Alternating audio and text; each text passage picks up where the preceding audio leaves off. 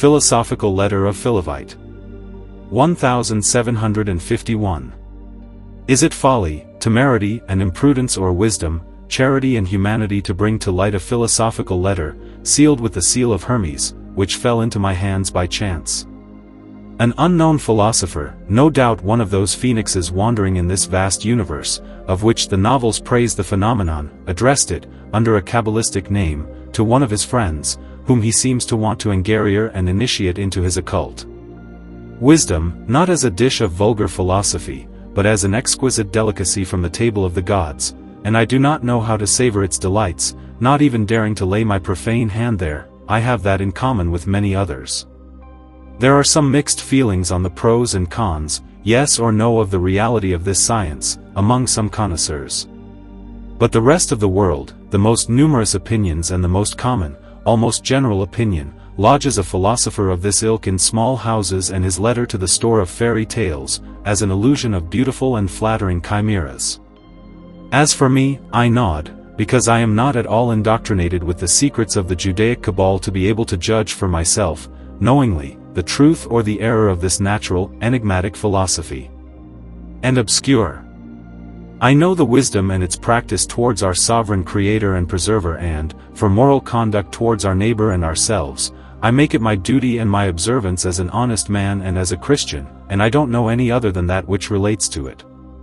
If nature and art have some individual or secret part of this wisdom in their department, in the hand and in the power of man, finally, a science hidden under enigmas, for the marvelous effects which the author announces to us, this is what I absolutely ignore, and I leave the epilogue to the true connoisseurs, curious and censors. The subject seemed to me so interesting, and the novelty of this philosophy, in itself so curious and scholarly, that I thought I could share it with the public, along with a few other works on the same subject, to submit them to all its trials and his judgment. If this material does not satisfy his curiosity, his intelligence, and his desire, at least it will fill his mind with astonishment at the profound madness which he will find in it learnedly enlightened. But if, by chance, some partisan of this secret wisdom recognizes in the darkness the true light, that he knows how to pick roses in the thorns and make his profit from them, he will be grateful to me and will be under the obligation of his discoveries. To this double reason, I add that of awaiting an impartial and equitable decision, and it will be my touchstone and that of sensible people. Philosophical Letter Philovite to Heliodorus, Salvation. Studious investigator, disciple of Hermes, child of philosophical science, do not imagine that it is easy to climb the rungs of the ladder of sapience and to reach the top, to win the palm of victory over the earthly infirmities, which is attached to its height. The way to heaven is narrow, thorny, rough and steep. It is the same with that of wisdom.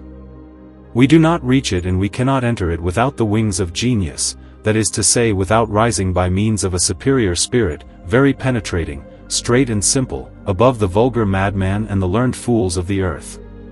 For this science is fine and surpasses the ordinary forces of the mind.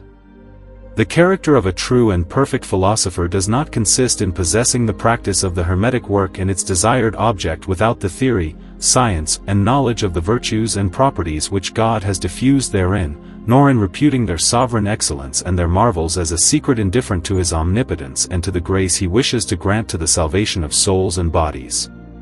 For the dignity of such a great gift of his grace constitutes, in the person of the wise and the adept, a true character of being illuminated by the Father of lights, of interpreter of his oracles, of minister of his wonders, of connoisseur of nature and its invisible and visible principles.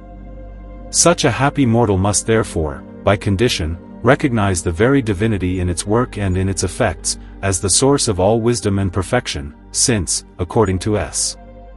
It belongs only to the true sages, these stars of the earth, by their profound meditations and penetrations of the things made and visible of nature, to pass consequently to understand with the ears of intelligence and to see with the eyes of the mind things invisible and in operative power, and to contemplate eternal virtue and divinity, which are necessarily and absolutely its secret agents.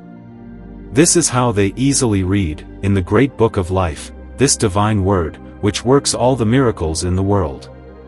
For the soul is in the spirit of man what the eye is in his body, both see, the one intelligible and comprehensible things, the other sensible things, and reason wills it without contradiction. Son of science, since the curiosity of your penetrations, by a happy disposition and a natural emulation, which seem to come from the bottom of your soul, leads you to deepen the high secrets and the sublime mysteries of the sages, we would be delighted with the joy of to see, in your person, increase the small number of the elect of natural philosophy, all the more so, as our dear brother, the learned cosmopolitan, says very well, since the company of the wise should not be limited by a place, or by the number of children of science, when it is possible to find and form true proselytes and followers, since it is to be hoped that this noble company could spread throughout the whole inhabitable earth, and principally where Jesus Christ is adored, where his law reigns, where virtue is known and where reason is followed. Proverbs XX, 19, which pronounces the anathema and launches the lightning of the celestial vault against the one who, by a fraudulent conduct, will vulgarly reveal the mysterious mysteries of wisdom and science, which must be concealed, and according to the words of this great sage, the multitude of the possessors of this sapience is the salvation and the health of the whole world. Wisdom 6:26 and Proverbs X 14:12, 23, 14, 8 and 33, 15, 2 and 7, XX 15 and 19, XXV 2 and 9. You must therefore, by the force of your intelligence, search and penetrate into the most secret spiritual springs of nature, in order to be able to discover and find there the virtues of the celestial and supercelestial influences, which the Most High has infused in all his works and in all flesh from the beginning. They are there the assemblage of superior properties and powers in inferior things. For there resides therein a double force, which constitutes the wisdom and the admirable economy of this immense universe, with the harmony which you see distributed and reigning in all its parts. God created the unique matter of wisdom with a living spirit, which he poured out into it, and all health and healing virtues, which he gave to it. He wanted to join, to these properties and powers, those of having the proper instruments for his work for all the generations he considered in his eternal ideas. And he put it and spread it in all nature, as his principle of animation and salvation of souls and bodies. The divine word, in the highest heavens, is the source of wisdom which, by the energetic and universal virtue of its influence, pushes itself and carries to all beings, whom it fills with its vivifying fecundity and the spirit salutary with which it is endowed. Why Solomon in his Wisdom 7:25, 26, attests to it a vapor of the virtue of God, a candor of eternal light, a spotless mirror of the majesty of the Almighty and the image of his goodness. From this pure emanation of the clarity of the Most High, coming from the empire, his surcelestial throne, in the elements and in all the mixtures, there is formed a spiritual fluid of 4 elemental parts, under 3 celestial principles and 3 sublunary principles, which the sages call, viz. The first, principiant principles and first agents, triple or triune virtue of the archaea in unity, and the second, principled principles and second agents, sulfur, mercury and salt, also in unity, but not the vulgar earthly ones. And what is admirable, in which one must not cease to adore the divinity, is that, by a love and a grace of the God of virtues for his creatures, the first agents are infused and incorporated into the latter, with a mutual magnesia and sympathy which he gave them to adhere for the composition. The harmonious union of these initial and incremental substances makes our birth, our life and our preservation. Because their mission and stay in corporeal matter, in the form of a central essence, creates all things, forms them, moves them, animates them, spiritualizes them and preserves them. This is our fire of life, essentially unspecified or determined, although proper and personal to the subject in which it dwells. For it is the general soul of the great world, as of the microcosm and of all living beings, more or less ordered and dignified in each individual, where it penetrates and passes in the whole circumference and in the capacity of the whole, as well as in its finest and finest portions, by a circular work of the motor power of the eternal spirit archetypemotivivitectonic. And it is also our daily food, which comes to us from his mouth and is gratified to us by his reign for our health, and the extermination of the impure spirits of earthly corruption, enemy of our flesh and worker of destruction. For this spirit of wisdom has the virtue and the power to send them back to the low places assigned to their dwelling and to prevent them from harming us by the evils and the deadly plagues which, by inclination, make all their prerogative and their continual militia. In the spiritual fluid, we recognize a motor and life spirit and a spiritual virgin earth, in which it is embodied by love. What is pure spirit is not corrupted and is not affected by any blemish.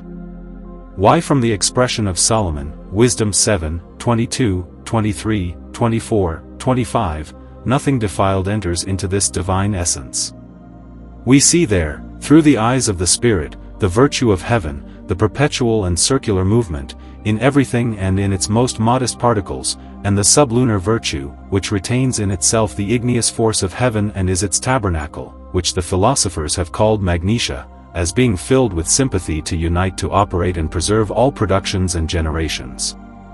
This double force, which we call spiritual, is corporeal and middle nature, animated and animating, because it is a spiritual mineral, which has life and gives life, a living and salutary being. She loves purity, because of herself she is pure, and though she resents impurity, she is incorruptible. She delights with all creatures and dwells in them, so long as they can preserve her from the impressions of corruption, her incompatible enemy, and make her untouched by the fits and assaults of the sinful, poisonous, and murderous qualities of the infernal demon and the legions of his impure spirits, who ceaselessly seek to ravage and destroy his abode, by disturbing the harmony and the homogeneity of the elemental qualities and the constitutive principles. She delights, as it is said in Proverbs 8:31, to dwell and take root with the children of men, like the subject, according to Ecclesiasticus Ziv. 16, 18, 19 and 25, the most honored and dignified by nature and the most capable of preserving its grace and deposit. Whoever sins against her, adds Solomon in his Proverbs 8:36, will wound her vital soul, and all those who hate her, neglect her, or despise her love death. Why the Ecclesiasticus assures us, 4:12, 14, that he who loves wisdom loves life, and Solomon in his Proverbs IV 10:13, 22, gives the reason, saying that it is because wisdom is its own life. Man has the choice of good or evil, life or death, which are at his free will, in his power and before him, and he will have as share what he pleases to choose. The Ecclesiasticus warns us of this again. 15, 17 and 18 and 33, 15. The intelligence of the mind alone makes us conceive these truths, for they are too far removed from the vulgar senses. Everything is one, by one and in one, principle without principle, animator and preserver of all things. All beings, whether physical or metaphysical, cannot subsist without their principle and fall into decomposition and resolution of their elements, because their natural principles, which were animated, vivified and ordered in homogeneity with the qualities elemental by the first agent, fall also in confusion and cease to nail and fix the quadruple element, to spiritualize it, to signify and to harmonize it in the individual body.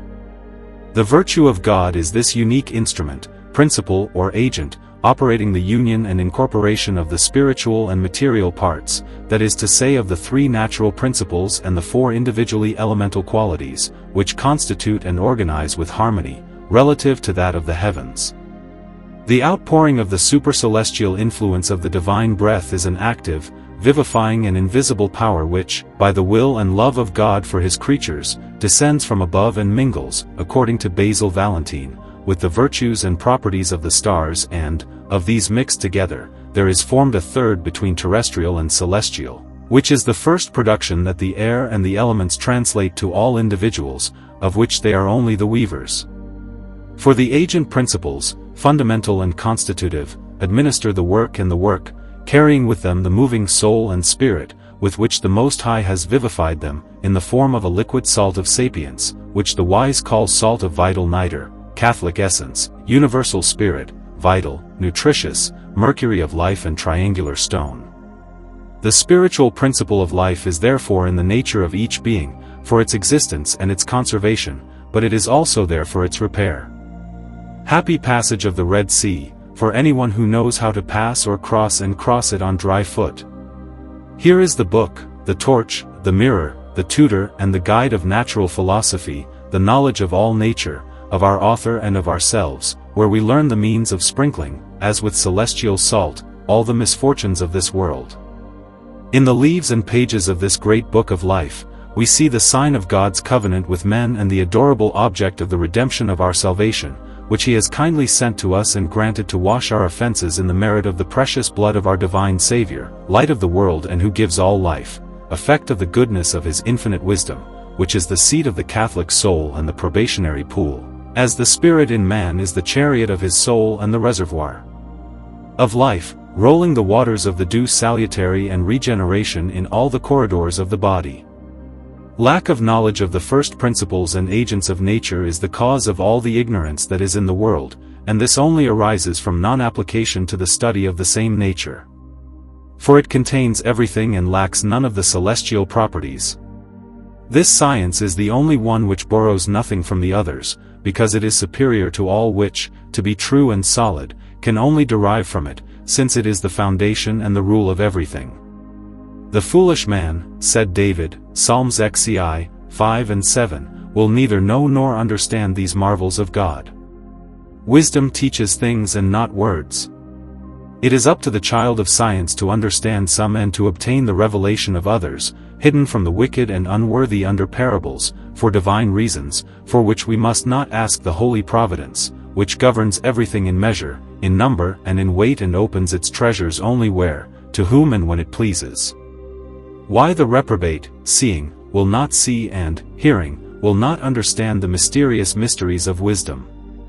The insignia attributes, qualities and properties that the sages have recognized in the matter of wisdom have made them call it, according to Chopanel, the vivifying fountain, the river of all remedy, the regenerative water, which purges and purifies of all old ferment, filthy and renews life.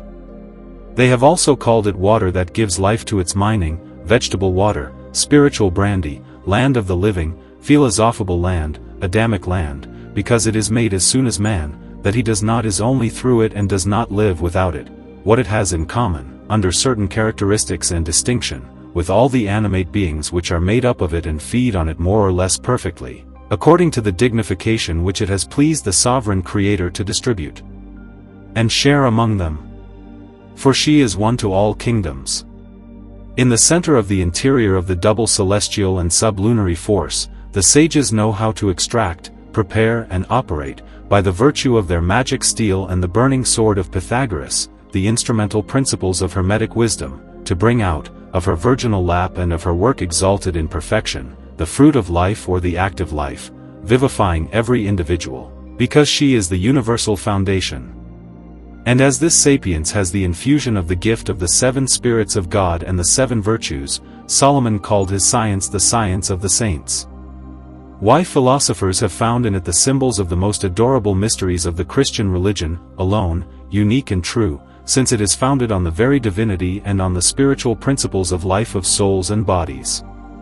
It is true that when we have drawn philosophical matter from its mind to make it into the confections of art, the elementary quintessence rests as in its Sabbath or in lethargy, without developing or exercising its vivifying and working virtue, until what, the artist having suitably employed it in the glassy matrix of the philosophers, which they call the headdress of the fetus, the cockpit of the chicken or the nest of the bird of Hermes, he excited and set in motion his agent who, although transported at rest on the juice of the marine and pontic waters, has soul and spirit which, after the great eclipse of the sun and the moon, must bring light out of darkness, by the will of God who allows it and wants it so. Our spiritual, bodily, and mid-nature extraction in this state is called chaos, prime matter, chaotic, hylial, primordial hyle, and vegetable satinea, because its confusion of liquid with solid resembles the image of the former chaos and represents all its operations and events. It has life, because it is truly a living thing, it gives, preserves and strengthens life, because it is the prolific principle of life, that is to say, it is included in it, as the natural animal heat is inside in the egg from which comes the chicken. Because, if this heat were once extinguished, suffocated or dissipated, to return a new Iliad in the universal immensity, there would be no more vegetation, production and generation in the egg. However, the life of our philosophical embryo has limbo to undergo and, if it does not seem to die, it will not be reborn to a more glorious life and will not produce any fruit. Thus, it is expedient, necessarily, that this life appears to be lost and extinguished in darkness, to rise again more triumphantly and communicate its modified and perfect virtues to the bodies which have suffered from it alteration. It cannot be concealed that it is necessary to love one's soul well, to have a great love for life, much courage, faith, patience, for a more excellent regeneration, to make a similar sacrifice in the image of death, in the elementary quadrature of the circle of the Egyptian serpent devouring its tail. However, without corruption, there is no generation to hope for, because it is its beginning. Our divine matter gives a quintessence and an elixir of life which have the admirable, invisible power and virtue of visibly increasing and multiplying the being where it acts, because the principle of movement, which makes and constitutes life, is its driving force, the only organizer of its work and its labors. He is perfectly united with a virgin nature, his matrix in which and with which he operates. The artist does not do, manipulate or plow anything in any way. It is enough for him to employ his industry in the extraction, preparation, closing and simple administration by the exciting external agent, in imitation of a hen which, brooding its eggs, puts there and introduces through the pores its own heat.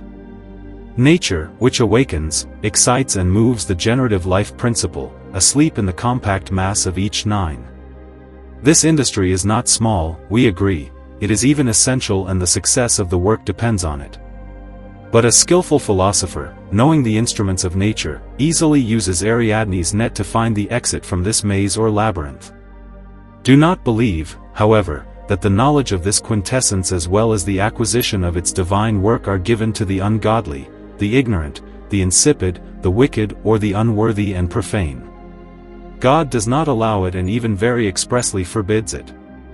The sages, who only speak of them with fear, to avoid profanation and abuse, have hidden them from them under riddles and parables, which they have often only explained by other Kabbalistic riddles and which can only be understood by the studious meditator.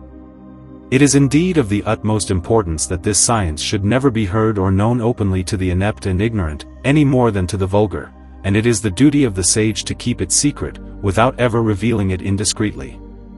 Because, if this misfortune happened to the world, everything would perish, everything would be reversed and confused. And the precautions that the philosophers have taken and carefully brought, to entrust their secret only to the silence of Harpocrates or to steal it by hieroglyphs, are a very commendable prudence and a faithful obedience to the orders of the supreme will. The knowledge of such a high science is only the share of the favorite souls of heaven, of transcendent geniuses, of industrious and patient people, of refined minds, sequestered from the quagmire of the century and cleansed of the filthiness of the muddy earth, which is the avarice by which the ignorant are tied down, with their noses to the ground, in this world, the abode of all poverty, folly or blindness. Why, says Philovite very aptly, are fools and ignoramuses so obstinate in their error and of such hard brains to be able to understand that, even if they saw marked signs and miracles, they would not abandon their false reasonings and their sophisms to enter the straight path of truth. Solomon, in his time, deplored this misfortune, saying, Ecclesiastes 7:30, with the author of Ecclesiasticus I:6, that there are very few chosen by God who have the revelation of the root of wisdom and who know its tricks and subtleties. Blessed is he who finds her, for she is his own life and the health of all flesh, adds the same in his Proverbs 3:2, 8, 13, 14, 15, 16, 18, 22, 35 and 8, 10, 11, 17, 18, 19, 20, 34, 35 and 14, 6, 12, 30 and Ecclesiasticus XXV, 13. If you are once happy enough to possess this precious repository of divine virtues, you will possess everything. For Solomon protests you in his Wisdom 7, 8, 9, 11, 12, 14, 27 and 8, 4, 5, 6, 7, 8, 13, 17, that it is an infinite and priceless treasure for men, that there is nothing in the world more rich, opulent and abundant, since wisdom alone operates and procures all things. The rest of the sciences, of human and earthly bliss, are no longer, after that, but transitory fables, of which the world, hospital of the mentally ill and of the dying insane, feeds greedily, with ridiculous vanity in its ignorance, be it said without being cynical. The human race has this perversity that it gives headlong and loses itself in depravity and in things that are contrary to it. We do not desire, in fact, what we do not know. Insipidity makes unknowing, and unknowing negative reason. The vulgar, hardened by his prejudices, does not want to believe that there is in nature an occult means of remedying all its evils and all its misfortunes, and that the only sage has the key, which he reserves for himself. A madman, says Solomon, esteems, reputes and calls all other men mad. Such is a drunken man, of whom the misguided reason of the brain is no longer known, who thinks he sees the earth and the objects turning and finds no one more reasonable than himself. The universe is flooded with errors, and an infinity of ignoramuses have degraded our divine philosophy. This is why a prudent investigator must always watch and be on his guard, to avoid and flee people steeped in worldly prejudices, the sophists of the time, the infamous chemists, charlatans, and false philosophers, as well as their deceptive recipes, which dishonor and even render shameful and contemptible the holy science of alchemy, by their processes contrary to the subject and the way of the beautiful and simple nature. For all their works, in the ocean of the superficial science of the century in which they swim, drown and submerge them therein, precipitating them to perdition and death, since on the faith of Solomon in his Proverbs xi. 28 and 13:14, life is only in wisdom and in its work. Any other way, any other resource, any other subject infallibly leads man to his ruin, and he cannot avoid it nor repair its ruin without the help of this source of life. He who loves danger will perish there. Know then, child of adoption and predilection, that the philosophers, envious and jealous of a science so high and important, have veiled its subject, theory, and practice under different allegorical names, either at the origin and at influence, either to residence and operations, or finally to virtues and properties, to embarrass the brains without judgment and to be heard only by those who study nature, by only opening up to capable people. They commonly say the compound, a divine liquor, a heavy, viscous, lustral water and the great universal solvent, the spirit and the soul of the sun and the moon, the essence, the fountain, the cistern, the well, the pontic water, the water of the earthly paradise, the bain-marie, the tree and the wood of life, unnatural fire, secret damp fire, occult, invisible, the very strong vinegar of the mountains of the sun and the moon, the spouting of these two great luminaries, the fifth essence, the saturnial antimony reintruding all bodies, with the preservation of their kind in nobler and better form and generation, and all are right in their sense and in the subtle meaning that they understand it, for all these qualifications and many others are suitable or analogous to it. The most used term is the double mercury, distinguished under three qualities. The first, the weakest, is to minerals and metals, of which vulgar gold and silver are the most exalted. The second, quite dignified and virtuous, is for vegetables, which particularly regard vines and wheat, the blood and fat of the earth, as being the most favored by the vivifying dew of heaven for the nourishment of man. The third, infinitely more noble, powerful and divine, is for animals, in which the dew of the breath of life, much more triturated, pushed and rectified, that is to say, freed from the enveloped filth that it has contracted in the air and the commotion of the elements, works more marvelously, which must be understood especially of the chief who dominates over all the others of the three kingdoms. Thus, in the perfect animal the essential principles are also more perfect, because it gathers, composes, rectifies and dignifies the qualities of the metallic mineral and of the vinous and wheaten vegetable. He is even an extract of all the celestial and terrestrial creatures whose creation preceded his. He still sucks them and corporifies them daily, which is generated mainly in the liver, from where the decoction derives, perfecting itself in the caves for this purpose. Learn then, lover of hermetic truths, learn to penetrate the truth of natures within. You will find that the nature of the earth's minerals contributes most to the quality of the earth. And as the earth of itself does not engender another earth similar to it, similarly, the mineral and metallic bodies, after they are drawn from their minds, no longer grow and can no longer of themselves beget their fellows, especially as they lose mineral life by fusion in Gehenna and martyrdom in the fire. This incapacity and impotence does not happen to plants, which have the purest and most perfect nature, contributing the most to the quality of the water. Consequently, by their roots and seeds, they can of themselves, without other human artifices, procreate, engender and pullulate their fellows. It is the same and more superiorly with animals, which have their seed first and specified in themselves, neither rooted nor attached to the earth. Their sulfur is more spiritualized and subtle than that of the plants themselves, and their mercury more pure and perfect. Their salt is also more spirituous and dignified, and their mineral earth bears more virtue and property than that of vegetables. But, among the animals, the privileged family still has these attributes much in superiority, dignity, command, and empire over all the other families of this kingdom, which are subordinated to it by the order of God, as it is said in the Genesis, according to the natural property of the elements of nature, in which each being participates more or less. The reason for these differences is quite simple, and I am going to give you another example, which should open your eyes and convince you of the truth. The minerals, as well as the metals which are their production, or, rather, which are perfected minerals, derive most from the nature and quality of the earth, which is the minimum base and like the dregs of the other elements, water, air and fire. Therefore, minerals and metals are an earthly compound and, thus, least in dignity, virtue, and property. They are, therefore, unfit to serve as principles to generation, unless they are reincruded, reanimated, and spiritualized by their first and sovereign principle, what nature, in the bowels of the earth, cannot do and which the artist manages through his science. In this it can and does more than all the strength of mineral nature. However, he does not operate such a high marvel without the first and second agents well disposed. For the work is a marvelous contest of animated and animating nature and art, one cannot complete it without the other, and the latter does not dare to undertake it without her. Thus, it is a masterpiece that limits the power of both. Why it is right to say that the great work of the wise holds the first rank among the most beautiful things, the most sublime and exalted. It is therefore the highest point where the force of human genius has ever been able to penetrate.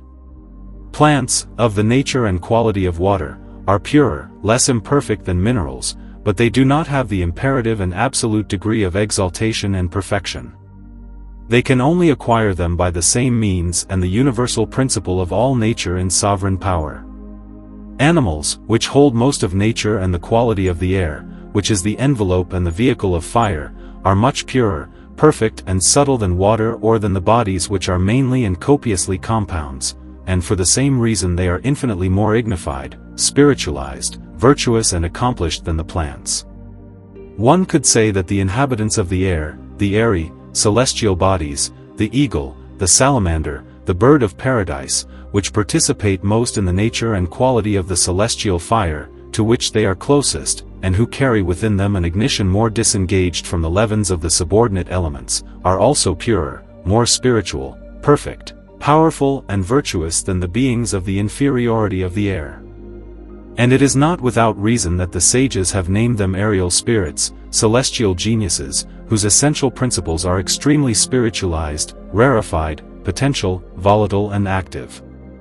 They also relate to our work.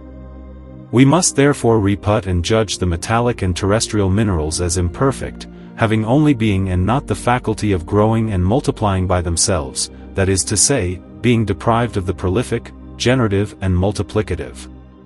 For if they had it, the whole earth would be covered with perfect and imperfect minerals and metals, as well as stones, which likewise only have being.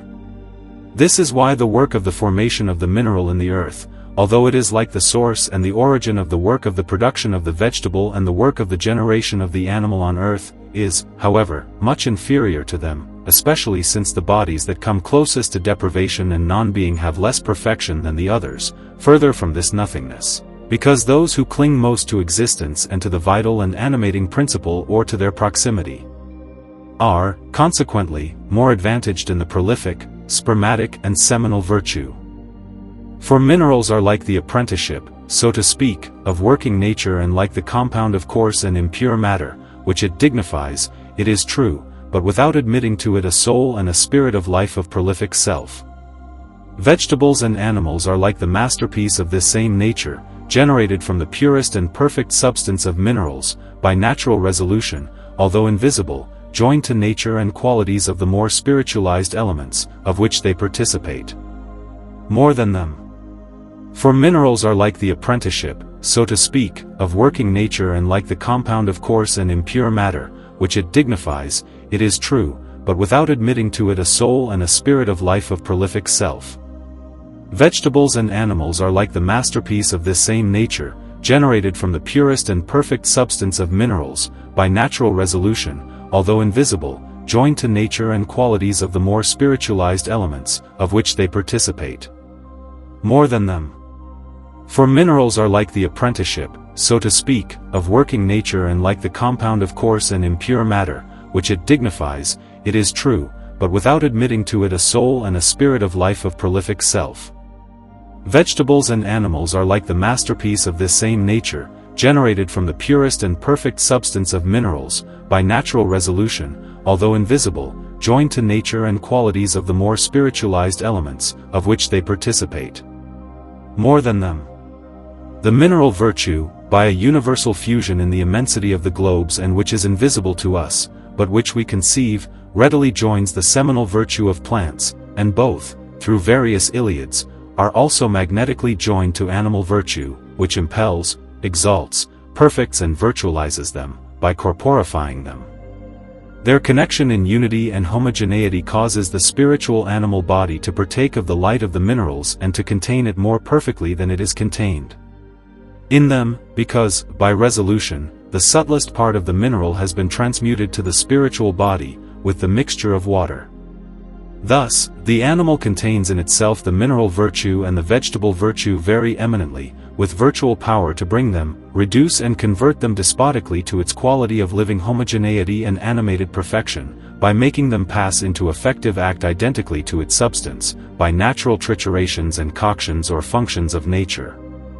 These marvelous and admirable effects are brought about by the action of the universal circulation, which is their principal instrument, in the four elements and the four elemental qualities or temperament of nature, where these same elements, acting on each other others, by the action of opposites, are often transmuted, by the force of the dominant superior, in his capacity. For all the work of nature rolls on four perpetual pivots, which the Creator has assigned to it as its four terms, namely the descending, the ascending, the progressive and the circular. But these same four terms and the action of opposites have their motion only by the impulsive and repulsive virtue of the eternal Spirit, which according to Solomon, Ecclesiastes I, 5 and 6, illuminating all the immensity in circuit, pushes itself into everything and, perpetually, returns to the circles it traverses. Son of science, you must well recognize, by the mysteries that I have revealed to you, that the sulphureous mercury of minerals and plants is only one with the mercurial sulfur of animals, and that there is mineral, the principles of these three kingdoms being there linked and incorporated by a marvelous link of the adorable omnipotence of God. Infer from this and conclude how much greater are the virtue and power of the celestial and fiery spirits, and how much more marvelous are their effects. Thus, be attentive to find a solar and lunar gold, in a river which Moses calls Physon, and which circulates in the delicious garden of all the earth, which he names Hevelath, watering and surrounding the whole continent. Gold is born there, and the gold of this land is very good, but it is a spiritual mineral gold, in virtual power only, and which is not the vulgar, that is to say, it is a fire of nature, hidden in the marrow of Mercury, and which the wind has carried in her womb to be the true magnesia of the body and the philosophical orient. In the choice that you will make of the essential principles which must compose your matter, unique by the homogeneity of the different qualities of the elements and the kingdoms of nature, you must apply yourself to find them in perfect serenity, to make of them your admirable quintessence, which nature will administer to you in its most favorable effervescence, by means of your industry. For an evil crow, says the Cosmopolitan, lays a bad 9. For more precaution in the preparation of your philosophical confection, consider well and be able to judge if it is brought to the degrees of its coction, to the dispositions and qualities required by the philosophers. You will recognize it by the symbols and characters that they gave it during its elaboration, saying it mercurial water, sulphureous water, fire and water, dry and humid, hot and cold, vegetable, animal and mineral fire, the soul of the world, the cold element, fire, light and heat, movement and principle of life, holy water, water of the sages, mineral water, water of celestial grace, virginal milk, living water, wells of living and vegetable waters, philosophical mercury, body mineral, mining. Of gold and silver, generalissimo mercury, virtue, ferment, the living body, the perfect medicine in spirituality, Proverbs v. 15 and Song of Songs, and in the well of Democritus, whence it was drawn without rope and without pulley, finally, a mineral-like substance. This hermetic compost must be amalgamated with an elementary sperm, which the followers have named rebes, hermaphrodite, agent and patient. For, if matter did not have an instrumental cause in it, there would be no movement, action, operation and generation, the instrument being the agent of conception and vegetation. Why do the sages add that, in their matter, they have the secret of finding solar fire and lunar water, soul, spirit and body, and that between them is desire, friendship and sympathetic society, magnesia, spiritual concupiscence, love as between male and female, because of the closeness of their similar nature. And in this sense, water is said to be the vessel of fire, the belly, the womb, the receptacle of the solar igneous tincture, the virgin earth, the nurse, the fountain of celestial ignition, which virtualizes it and makes it conceive. And by which nature has in itself a certain inherent movement and, according to the true way. Take care, therefore, henceforth, not to get lost in your researches and in your procedures, which Flamel explains to you very well under the word processions of the Hermetic work. Take advantage of these clarifications. Read, reread and meditate often on the authors of good grades. Above all, never stray from the subject you want to discuss. This is the only necessary point. Philovite recommends to you a single vessel, a single material and a single furnace. He speaks the truth and never does such a philosopher, jealous as he may be, impose. He may be shrewd, cunning and subtle, but not a liar, for he is a sworn and faithful partisan of the truth. If it seems to have contradictions, the reason is that one cannot easily disentangle and understand its obscure enigmas, and when one has succeeded in having the key to it, by concordance and reconciliation with what others have said, because one book is explained by another, we find and we recognize that he was not involved and that he spoke with accuracy, in agreement with himself and with all the wise men unanimously and with one common voice, ingenious to each in his own way. This is the method that Philovite followed. But it does not explain clearly all the other conditions that art requires and that industry must provide you. Thus, you can learn it or make up for it by your genius and your prudence. But it does not explain clearly all the other conditions that art requires and that industry must provide you. Thus, you can learn it or make up for it by your genius and your prudence. But it does not explain clearly all the other conditions that art requires and that industry must provide you. Thus, you can learn it or make up for it by your genius and your prudence. Think carefully about your goal. You wish to acquire the medicine of life and health, the sovereign Catholicon, the balm of life, to remedy effectively all illnesses, infirmities and even old age. You can only reap what you have sown. If you have sown life, you will reap life. And one only repairs the health of the individuals of nature by its own universal principle, in the different remedies that one brings to it. Wisdom is your object and the fruit of its womb is universal medicine, which alone has and produces all the virtues of other medicines, by an effect much more superior, powerful and prompt, radically. For sapience alone, in the words of Solomon, can do everything and has infinite power to cure all ills. So open the book of life and remember the maxim of the wise, that nature contains nature, nature rejoices in nature, nature overcomes nature, no nature is amended except in its own nature. But do not take the action for the cause nor the effect for the principle, as all the great philosophers of the time did. However, out of pure goodness, I therefore warn you not to take literally, absolutely, what I told you under the wrapper of a few philosophical subtleties, which I was obliged to use in order not to incur the curse of God and the anathema of the wise. The letter kills, the hidden meaning vivifies, that is to say, it opens and teaches a means of preserving and prolonging life by living beyond ordinary bounds. And you must understand me well, for never wise, since the venerable Hermes, has spoken and written of his science as clearly and sincerely as I do in your favor, by a pure movement of charity and pity, which starts from the deep in the bowels of my humanity for my neighbor.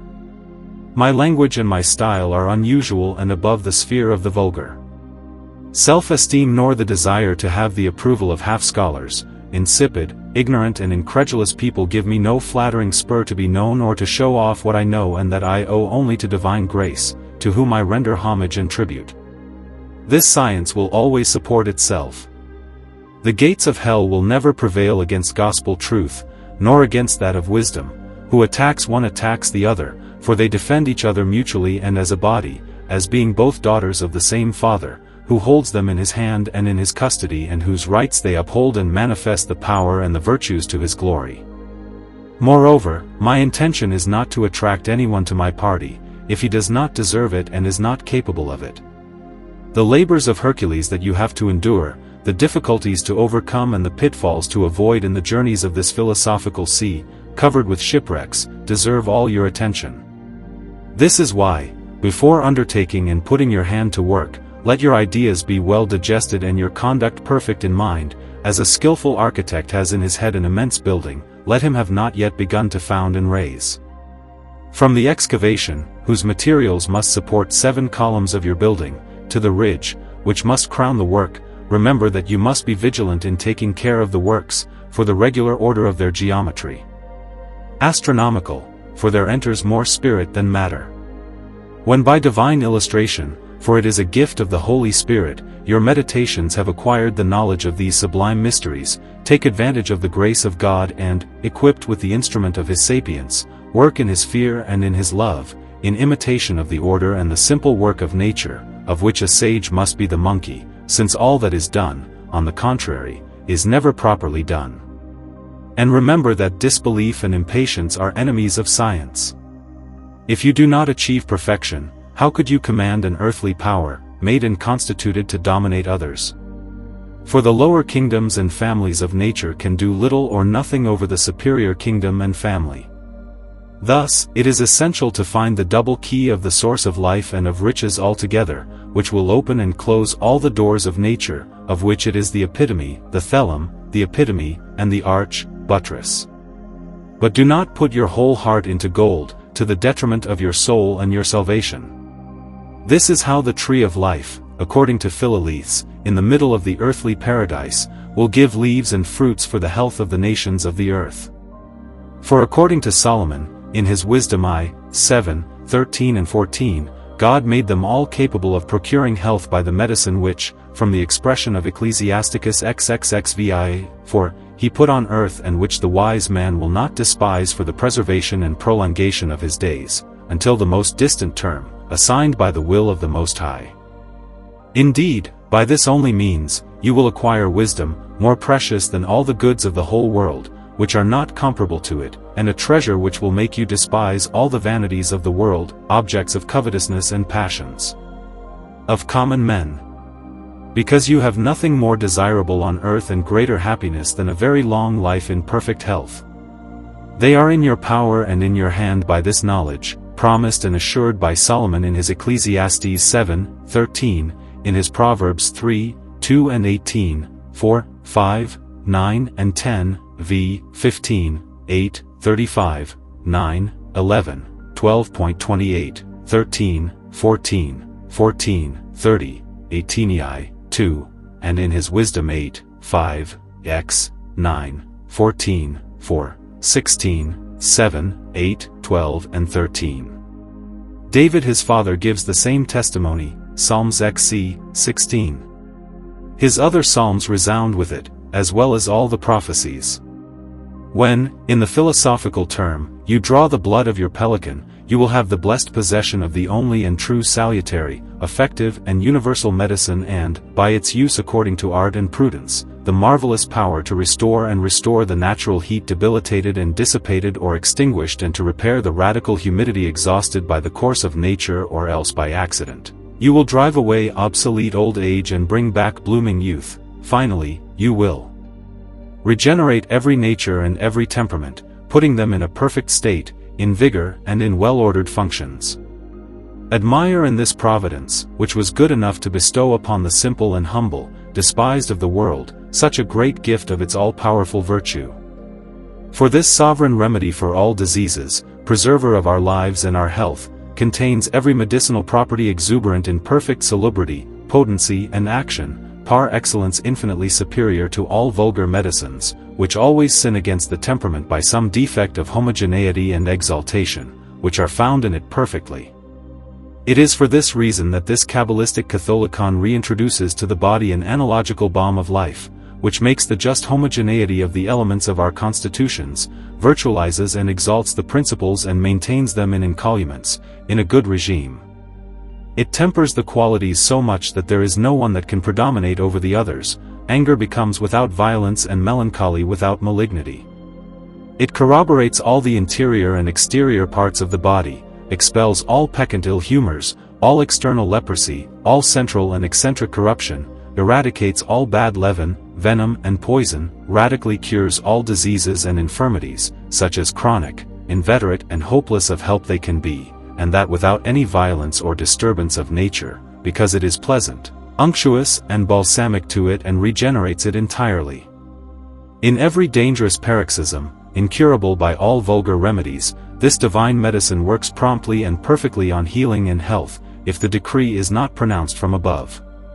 It is an excellent and singular preservative from the malignity of the vapors of the earth and the air, from impurity and rot, from all pestilence, contagion, and corruption, nor will the devil nor his evil spirits have any access to those who have the good fortune to use them.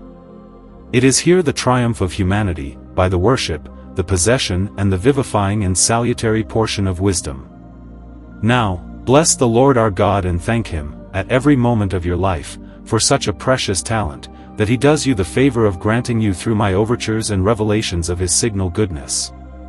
Consecrate the fruit of your labor to His glory and to the usefulness and relief of your neighbor, of the needy infirm, of the poor of the Christian Republic and of all the afflicted of the human race, by good works which will pour upon you the blessing of God, so that on the last day, you will not be found ungrateful for so many benefits, that He gave you by predilection to an infinity of wise men of the earth, to whom He did not give the same grace, and may you not be condemned in the judgment seat of this just sovereign Judge, to whom be eternally given glory, honor and praise in heaven and on earth.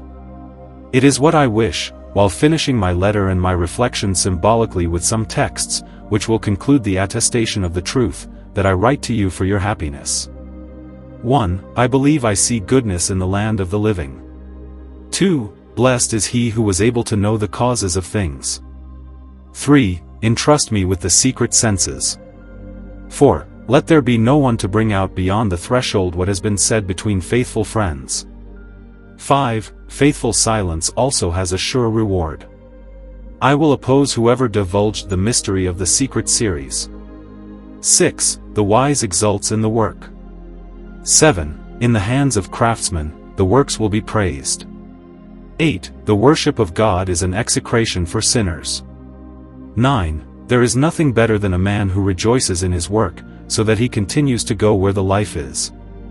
10. For you have gladdened me, O Lord, in your work, and I will exalt in the works of your hands. 11. He who works his land will be satisfied with bread. 12. The scoffer seeks wisdom and will not find, the pervert will see his ruin coming to him from the temple, suddenly he will be crushed and will have no more medicine. 13. The man who, with a stiff neck, despises the one who takes him back will see sudden death come upon him and health will not follow him. 14. The Most High created medicine from the earth, and the prudent man will not abhor it.